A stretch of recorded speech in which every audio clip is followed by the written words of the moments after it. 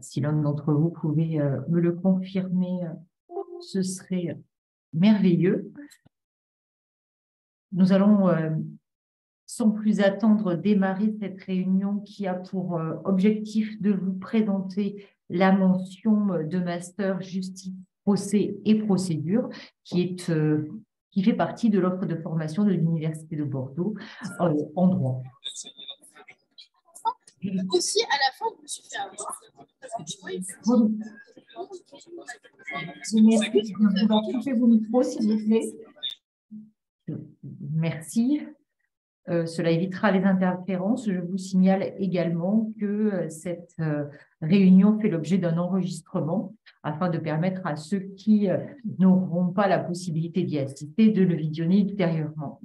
Donc, comme je l'indiquais à l'instant, il s'agit pour moi de vous présenter cette mention de Master Justice, Procès et Procédure de l'Université de Bordeaux, alors que vient de s'ouvrir la plateforme Trouver mon master, et donc depuis le 1er février 2023, vous pouvez consulter cette offre de formation en ligne avant de candidater. La période de candidature et de dépôt des dossiers s'ouvrant le 22 mars, et cela jusqu'au 18 avril prochain. Si je prends la parole devant vous, c'est en ma qualité de professeure des universités et de co-directrice de cette mention de master. Donc, comme cela s'affiche, je m'appelle Evelyne Bonis, je suis professeure à l'Université de Bordeaux et avec ma collègue Aurélie Bergeau-Wetterwald, nous dirigeons toutes les deux depuis maintenant plusieurs années cette mention de master, et donc nous sommes co-directrices tant du master 1 que du master 2 contentieux judiciaire. Cette mention de master comprend en effet un parcours en master 1 et un parcours ouvert à la formation initiale en master 2, le parcours contentieux judiciaire. Chacun de ces deux parcours, Master 1 et Master 2, offre 35 places aux étudiants et fait l'objet, comme vous pouvez vous en douter, d'une assez drastique sélection dans la mesure où, en moyenne, au cours des dernières années, nous avons reçu quelques 1100 dossiers, ce qui fait qu'en moyenne, nous retenons un dossier de candidature sur 30 dossiers transmis. Pour préparer convenablement votre dossier de candidature, il me semble nécessaire de rappeler ce que nous attendons de vous, mais de le faire au regard des objectifs de cette formation. En effet, il y a deux idées forces qui nous ont animés lors de la construction de cette mention de master. D'une part, nous avons souhaité délivrer un enseignement de procédure et permettre ainsi au fil des semestres aux étudiants de se spécialiser de manière progressive en procédure.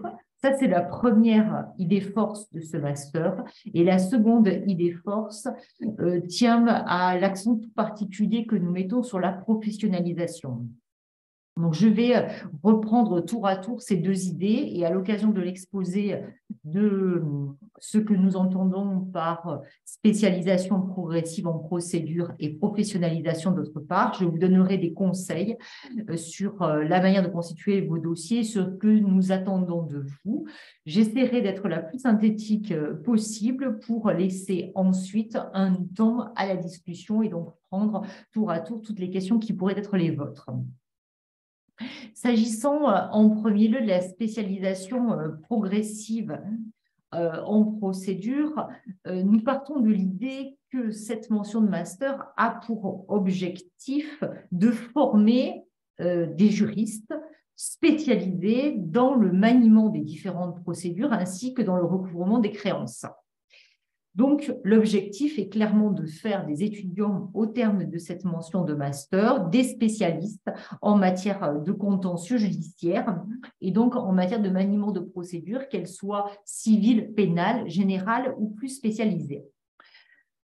Cela se ressent dès la première année de master, donc dès le master 1, puisque si vous avez consulté la maquette qui est en ligne sur le site de l'université, les deux matières fondamentales du premier semestre et du second semestre, donc les deux matières qui donnent lieu à un cours magistral de 35 heures et à des TD, sont d'une part la procédure civile et d'autre part la procédure pénale. Ces deux procédures se retrouvent au premier semestre et au second semestre. Elles sont obligatoires. L'objectif est en effet au premier semestre d'étudier les différentes phases du procès en complément d'un aperçu un peu plus global que vous avez pu avoir dans le cadre de votre licence de ce que sont déjà ces procédures, en approfondissant les différentes phases du procès, aussi bien en matière civile qu'en matière pénale au premier semestre. Au second semestre, il s'agit ensuite de s'intéresser à des contentieux particuliers en matière civile comme en matière pénale. À côté de ces deux matières phares, il y a la possibilité de suivre des enseignements spécialisés de nouveau de procédures. Je pense en particulier aux procédures civiles d'exécution qui peuvent être choisies au second semestre, mais ainsi qu'un cours obligatoire de contentieux de l'Union européenne. Donc, nous mettons vraiment l'accent sur les procédures.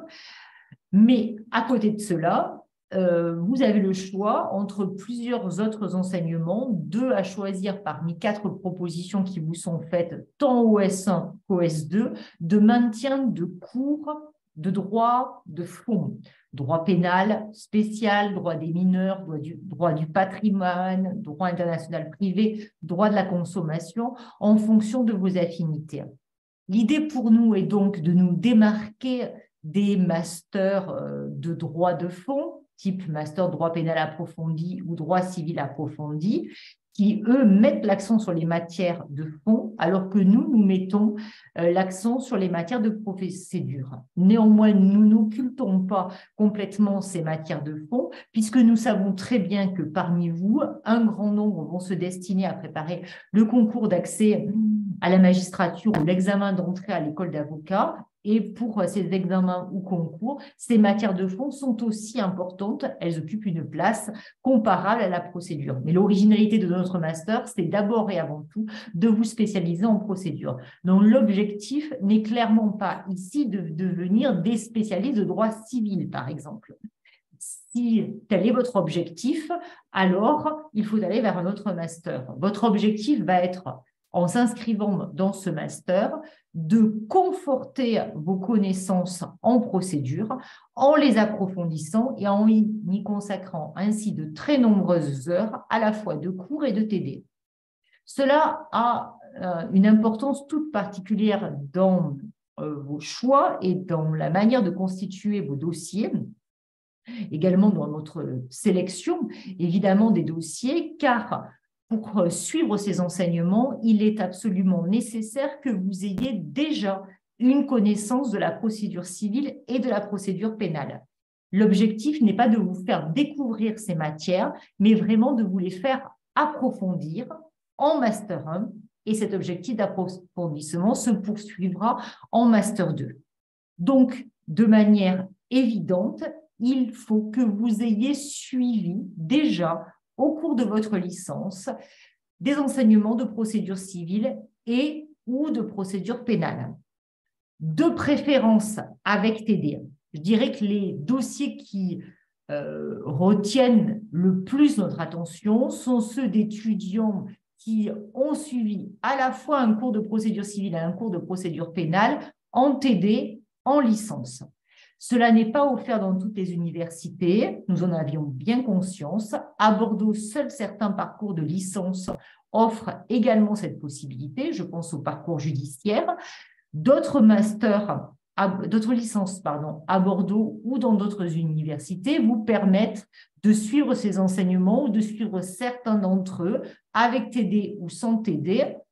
Je dirais, peu importe, vous avez vos chances, plus vous en avez fait, mieux c'est. En revanche, ceux qui n'en ont jamais fait et qui souhaitent intégrer ce master dans l'idée de découvrir les procédures n'ont quasiment aucune chance d'intégrer ce master, car l'objectif, je le redis, n'est pas de vous faire découvrir la procédure, mais d'amorcer une vraie spécialisation en procédure, qu'elle soit civile ou pénale. Donc, au titre des prérequis, il est absolument nécessaire pour nous que nous sachions si vous avez ou pas suivi ces matières avec TD sans TD, et nous vous demanderons de répondre à un certain nombre de questions. Nous avons ainsi configuré la plateforme Trouver mon master pour savoir si vous avez suivi avec TD ces matières ou sans TD, quelles ont été les notes à supposer que vous les ayez dans ces différentes matières. En outre, et vous l'avez compris, l'objectif de ce master est de vous préparer déjà à des concours, type concours de l'ENM ou l'examen d'entrée à l'école d'avocat en procédure, puisque la procédure, qu'elle soit civile ou pénale, voire administrative, est une matière obligatoire à l'examen d'entrée à l'école d'avocat. Donc, il faut aussi, à travers votre lettre de motivation, que vous nous expliquiez en quoi l'inscription dans ce master est cohérente par rapport au projet professionnel qui est le vôtre.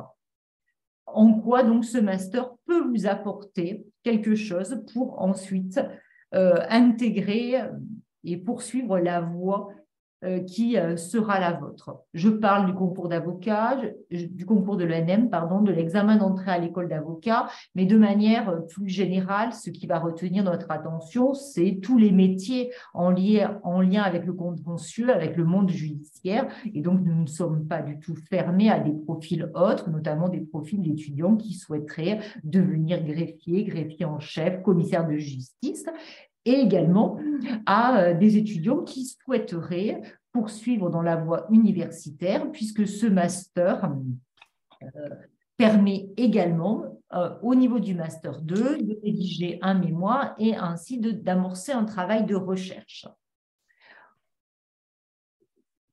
Au regard de la professionnalisation ensuite, je poursuis. Donc, pour bien vous préparer à ce qui sera ensuite vos métiers, dès le Master 1, nous offrons la possibilité de suivre des stages de manière libre. Et donc, vous pourrez conventionner des stages en Master 1 de manière spontanée. Vous pourrez également candidater à des unités de professionnalisation qui sont offertes par l'Université de Bordeaux, notamment à l'unité magistrat ou à l'unité avocat. Il existe également une unité destinée à vous préparer à la recherche. J'insiste sur ces stages que vous pourrez ensuite et que vous devrez nécessairement suivre ensuite en Master 2, puisqu'au niveau du Master 2, il est nécessaire d'avoir suivi 8 semaines de stage ou d'avoir réalisé un mémoire pour pouvoir valider son diplôme de Master 2. Donc, il y a déjà une appréhension du métier que vous voudrez exercer via ce stage. Mais ce que vous devez savoir, c'est que ces possibilités de stage qui vous sont offertes à compter du master sont une réelle plus-value pour le cadre de ce master. Elles peuvent être pour vous clairement le moment de découvrir un milieu professionnel. Ce que j'entends par là, c'est qu'il n'est pas impératif à ce jour et en plus de la constitution de votre dossier de candidature en Master 1 que vous ayez déjà réalisé des stages. C'est évidemment un plus que vous pouvez faire valoir dans votre dossier, mais pour nous, le fait pour un étudiant de ne pas avoir eu la chance de faire un stage jusqu'alors n'est pas du tout rédhibitoire pour intégrer le master. Pour le dire autrement, ce n'est pas parce que vous n'avez pas fait de stage à ce jour que vous serez écarté de nos dossiers. Si vous avez par ailleurs un bon dossier étudiant, vous avez toutes vos chances. Nous avons en effet parfaitement conscience du fait que nous travaillons avec des professionnels qui sont extrêmement sollicités par les étudiants. Je pense en particulier aux avocats et aux magistrats. Et que dès lors, il est parfois difficile, si on n'a pas un réseau adéquat, de décrocher au niveau de la licence un stage. Donc, pour nous, c'est un plus, mais ça n'est pas donc un motif d'exclusion de votre candidature. En revanche, ce qui sera important dans votre lettre de motivation, c'est de faire valoir toutes les expériences qui ont pu être les vôtres et qui montrent que vous êtes quelqu'un de solide, d'engagé, de réfléchi, de cohérent, d'ouvert sur le monde professionnel, que ce soit par le biais d'implication dans le milieu associatif, de participation à des concours divers et variés, d'expérience à l'étranger, peu importe.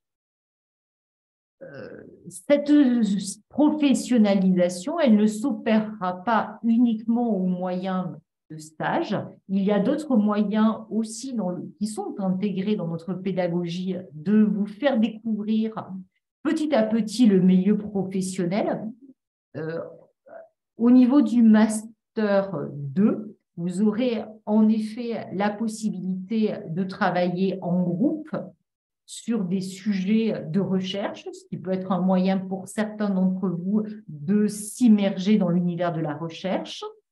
Vous aurez également un certain nombre de séminaires professionnels assurés par des praticiens, des magistrats, des avocats, des commissaires de justice, qui seront l'occasion d'échanger davantage sur leurs pratiques et sur la manière dont, très concrètement, les règles de droit sont appliquées au quotidien à travers leurs fonctions.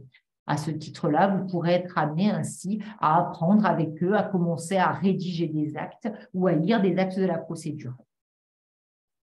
À côté de ces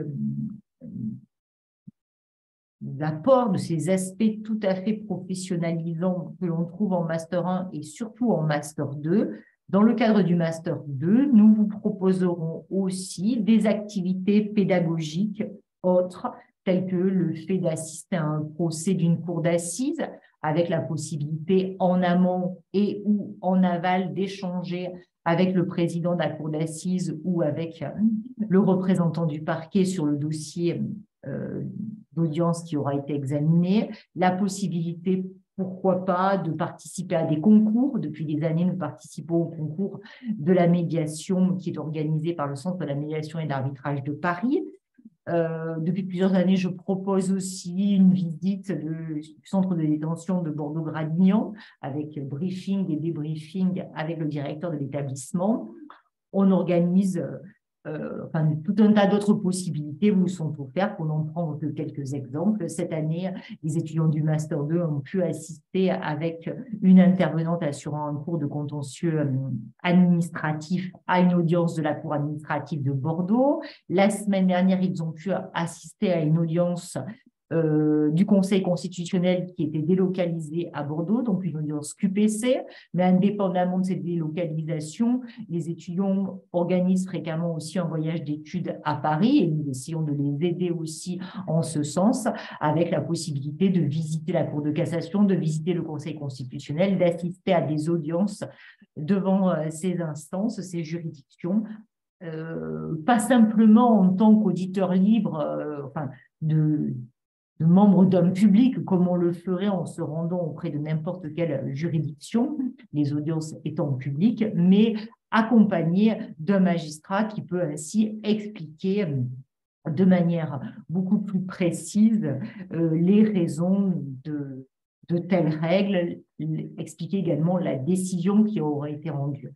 Donc, de manière tout à fait libre, chaque année, les étudiants peuvent aussi nous proposer des projets et nous essayons au mieux de les accompagner dans la mise en œuvre de ces projets. Cette année, par exemple, les étudiants du Master 2 ont réalisé une série de conférences le soir en présence de professionnels pour mieux comprendre l'apport de la nouvelle loi du 24 janvier 2022 en matière de réforme de la police, la loi Lopmi.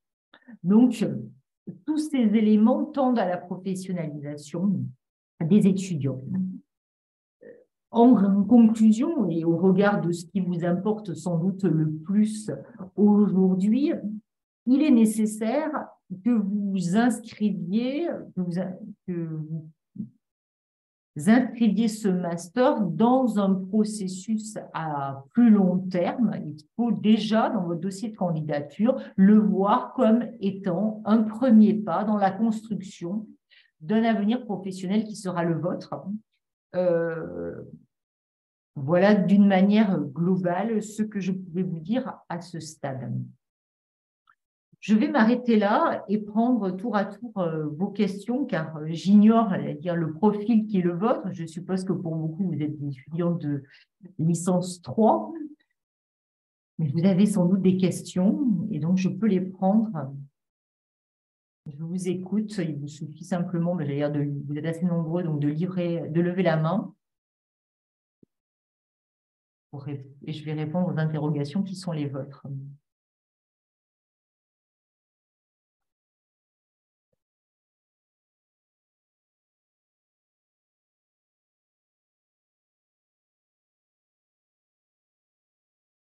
Alors, Zoé me pose une question via le chat. C'est une possibilité. Serait-il possible d'avoir une vision assez claire des différents métiers accessibles à ce master? Oui, bien évidemment. Alors, comme beaucoup de masters en droit, vous n'allez que difficilement intégrer directement un métier. Il y a très souvent le filtre d'un concours et d'un examen. Mais quand les étudiants qui sont passés par ce master, pour un très grand nombre, présentent ensuite le concours de la magistrature. Et nous avons de très bons taux de réussite au concours de la magistrature. Magistrat, oui, sans aucune difficulté, même si de manière évidente, cela suppose que vous travaillez par vous-même aussi et en parallèle des matières de fond, puisque l'objectif de ce master n'est pas de vous préparer au concours. Hein. Il faudra par vous-même aussi que vous vous prépariez au concours, mais c'est une bonne manière d'apprendre déjà tout le volet procédure qui est négligé pour le concours. Donc, avocat, magistrat, mais aussi commissaire de justice, l'ancien huissier de justice, greffier en chef. Voilà les métiers auxquels nos étudiants se destinent le plus. Rien ne vous empêche évidemment ensuite de tenter d'autres concours. Ainsi, parmi nos anciens étudiants, nous avons des étudiants qui travaillent dans les douanes, dans les finances publiques, qui ont donc passé des concours pour y arriver. Certains ont également passé les concours de la police. Donc, c'est tout à fait possible, mais pour l'essentiel, ce sont les carrières judiciaires qui nous intéressent. Il est également possible pour vous d'intégrer des sociétés de recouvrement de créances. Pour être juriste en entreprise, je dirais que ce n'est peut-être pas le master idéal et que des masters droit des affaires seraient plus adaptés que le nôtre. Car la dimension entreprise est présente, mais elle est quand même assez limitée par rapport à ce qui peut être attendu ensuite par le monde professionnel pour juristes d'entreprise.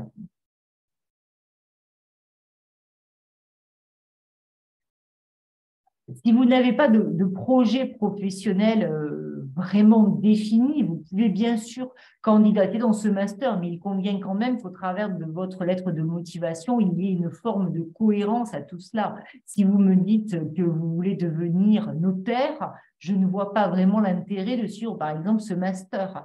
Ou si vous il faut quand même que vous ayez une certaine idée, même si elle n'est pas vraiment définie, il faut que vous ayez au moins un intérêt pour les carrières judiciaires.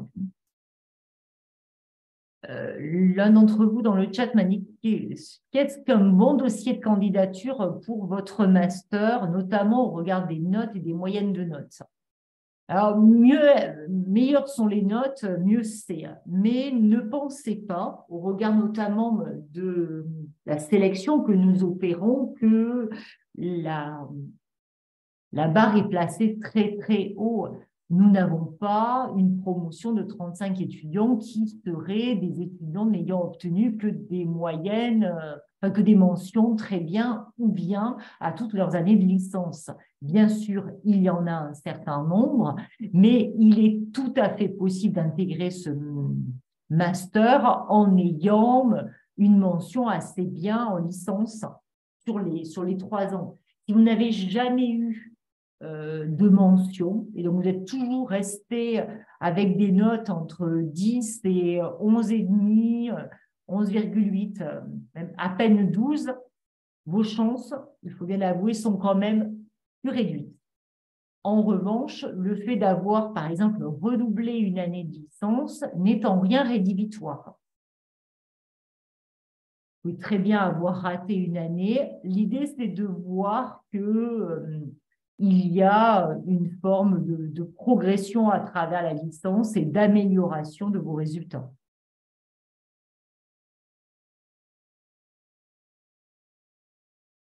Laura, vous avez levé la main.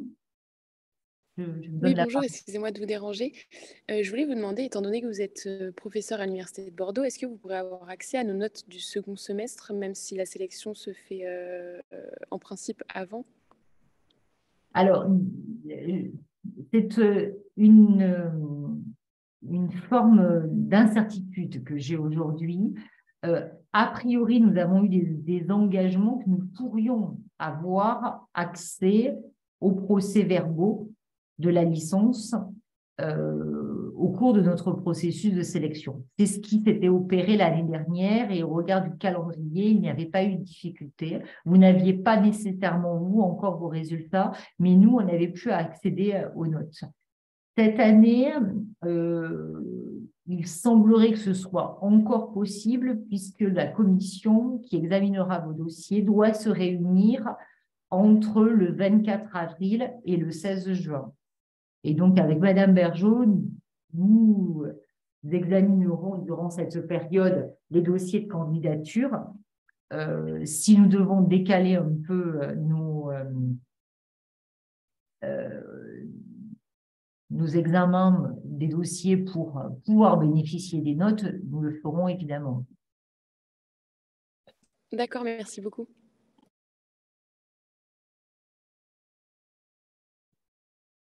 Alors, Thomas m'indique de mauvaises notes en procédure civile sur une première L3, mais rattrapées lors d'une seconde L3 et compensées par de très bonnes notes en procédure pénale, sont-elles rédhibitoires?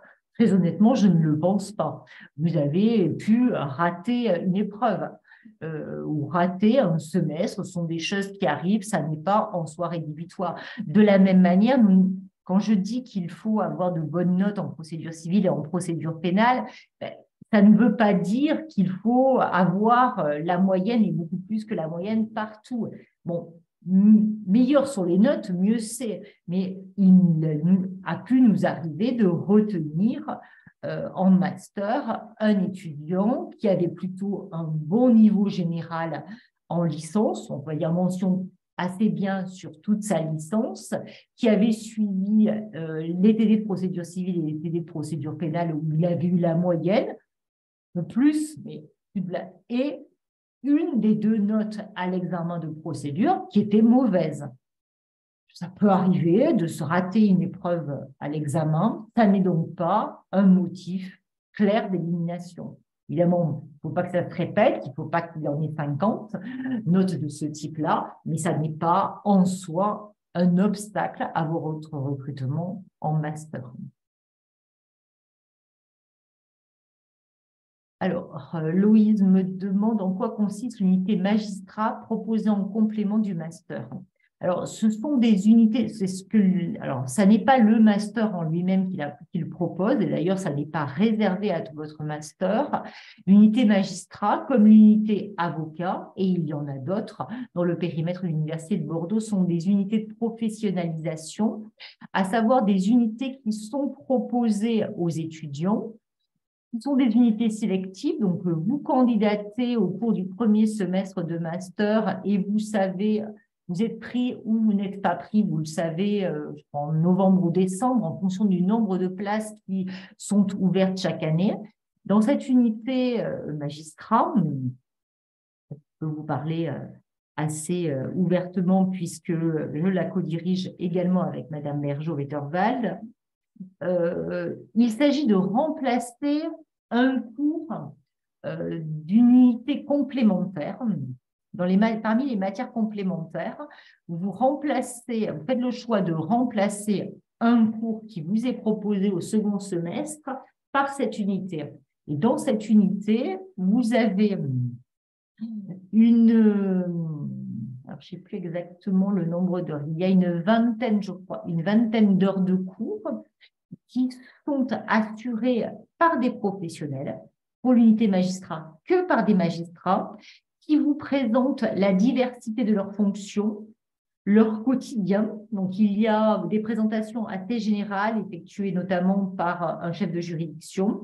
Ensuite, il y a plusieurs séances qui permettent de présenter la chaîne civile faite par un magistrat civil, des séances qui présentent la chaîne pénale présentée par un magistrat du parquet ou un magistrat, enfin un juge pénal peut-être aussi, et ensuite quelques fonctions spécifiques, style juge de l'application des peines, juge des enfants, ça dépend de l'année. Et en plus de ces petites séances de cours assurées par des professionnels, petites parce que c'est 2 heures ou 4 heures ou 6 heures en fonction des thématiques, il y a le suivi obligatoire d'un stage 2 fois une semaine en juridiction. Chaque année, le nombre de stages varie. Ce sont des stages offerts par le tribunal judiciaire de Bordeaux et la cour d'appel de Bordeaux. Et donc, c'est pour cela que cette unité est sélective, puisque nous devons d'abord savoir exactement combien nous avons de stages avant de pouvoir recruter le nombre de candidats. Il y en a en général une vingtaine par an. Mais, je vous le rappelle, ces 20 places ne sont pas réservées aux étudiants de la mention justice, procès, procédure. D'autres étudiants peuvent y candidater. De la même manière que les étudiants de la mention justice, procès, procédure peuvent candidater à d'autres unités de professionnalisation, notamment l'unité de professionnalisation avocat, qui est configurée un petit peu de la même manière.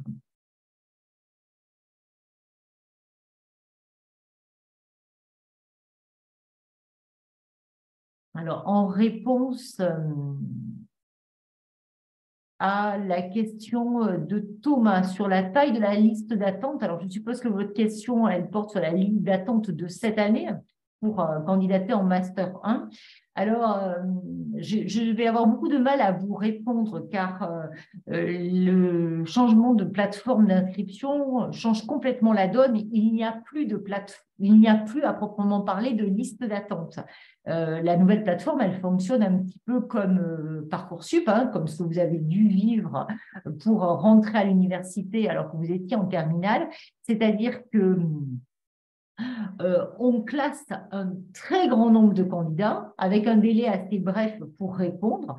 Et donc, il n'y a pas une liste principale et une liste d'attente. Il y a une très longue liste de candidats classés, les premiers ayant quelques heures ou quelques jours pour dire s'ils acceptent ou pas. Et petit à petit, on remonte dans la liste.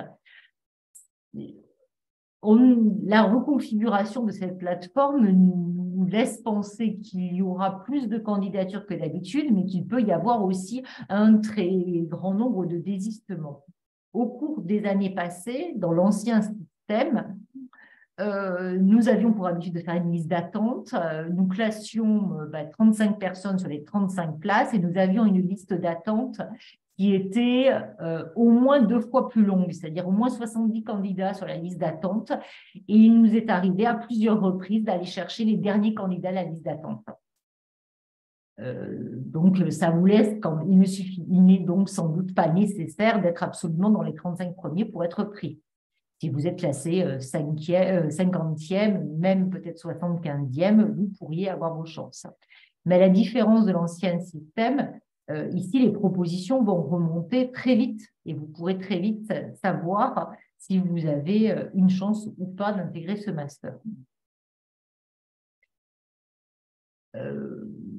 Chérine me demande si l'absence de mention sur une année, notamment en deuxième année, est rédhibitoire. Non, on va vous demander quelle est votre moyenne année par année. Donc, pour l'AL1, l'AL2, et quelle est votre moyenne au semestre 5. Après, il n'est pas nécessaire d'avoir une mention tous les ans. Plus vous êtes régulier ou en progression, mieux c'est, mais ça n'est pas un impératif absolu. En outre, si une année, vous avez rencontré des difficultés, par exemple des difficultés de santé ou des difficultés personnelles qui ont fait que vous avez dû travailler et que par conséquent, vous avez passé moins de temps aux révisions ou aux apprentissages, vous pouvez très bien le faire valoir dans votre lettre de motivation pour vous en expliquer. Je ne dis pas que cela sera nécessairement pris en considération, mais en tout cas, si nous le savons, nous considérerons qu'il y a quand même un élément autre et que ce n'est pas simplement un manque de travail ou un laisser-aller de votre part.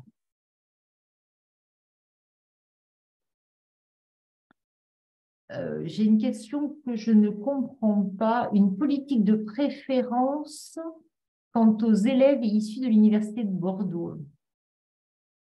Je ne comprends pas, Blun, votre question. Est-ce que vous pouvez me la préciser en ouvrant votre micro, s'il vous plaît?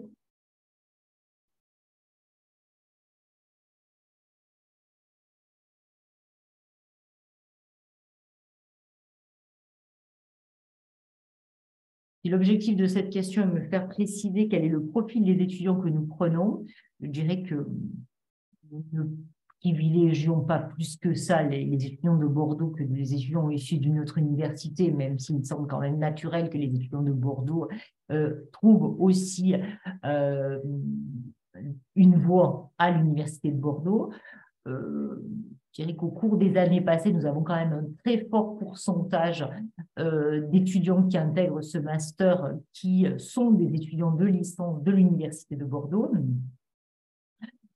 Parmi eux, un très fort pourcentage ont obtenu leur licence 3, enfin leur licence dans le parcours judiciaire. Bien d'autres ont obtenu leur licence avec le parcours droit privé approfondi. Il peut y avoir d'autres profils, mais ce sont principalement ces deux profils qui ressortent le plus, compte tenu des prérequis qui sont les nôtres, à savoir le fait d'avoir suivi de préférence avec TD de la procédure civile et de la procédure pénale. S'il y a parmi vous des étudiants d'une autre université, sachez que selon les universités, l'intitulé du cours de procédure civile n'est pas toujours le même. Pour nous, il y a une équivalence entre un cours de procédure civile ou un cours de droit judiciaire privé. Certains ont pu aussi suivre, dans le cadre de leur licence, un cours de droit processuel, par exemple. Il n'y a pas de difficulté. Vous pouvez mentionner vos notes de droit processuel au titre de la question qui vous sera posée sur la procédure civile. C'est pour nous absolument équivalent.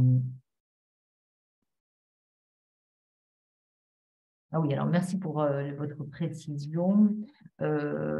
Effectivement, donc je viens de répondre à la question, une très grande proportion quand même d'étudiants bordelais. Je ne voudrais pas dire de bêtises, ça varie d'une année sur l'autre, mais on est en moyenne autour de 75 voire 80% d'étudiants bordelais. Pour une raison simple, non pas que nous classons en priorité les étudiants bordelais, mais que les bons de l'extérieur, ils sont pris dans leurs propres universités. La mention justice, procès, procédure est une mention qui est présente dans de très nombreuses universités. Et il n'y a pas de raison qu'un bon étudiant dans ces matières à Nantes, à La Rochelle ou à Paris ne soit pas pris dans sa propre université.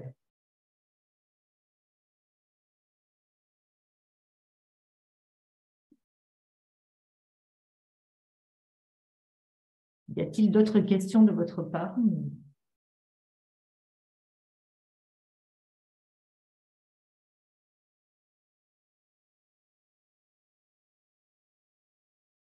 Il n'y a pas d'autres questions. Je vais mettre fin à cette réunion.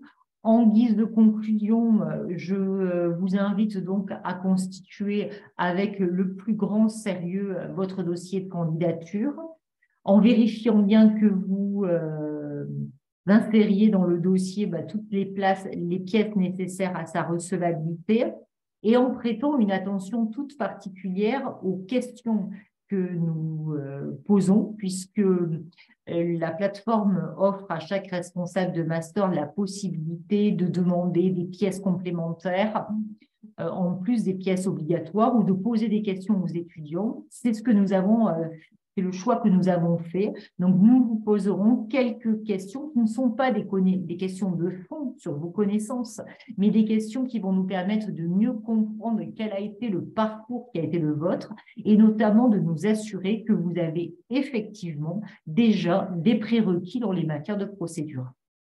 À côté de cela, et bien évidemment, prenez le temps de nous montrer en quoi votre candidature dans ce master est cohérente au regard de ce que vous êtes, de ce que vous souhaitez faire également. Je vous souhaite une bonne fin de journée, sauf question de dernière minute. Je vais mettre fin à cette réunion. Et donc, au plaisir de lire vos actes de candidature. Au revoir à tous.